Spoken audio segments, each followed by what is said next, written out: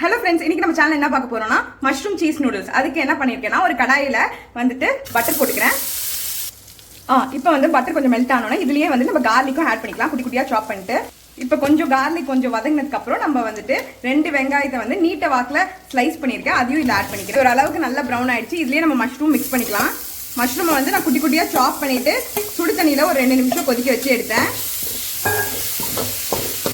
இப்போ already mushroom கொஞ்சம் நல்லா வெந்ததுனால நம்ம வந்துட்டு நூடுல்ஸையும் நான் தனியாக வேக வச்சிருந்தேன், அதையும் நான் இதில் ஆட் பண்ணிக்கிறேன். இல்லை கொஞ்சம் நம்ம தண்ணியும் ஊற்றிக்கலாம்.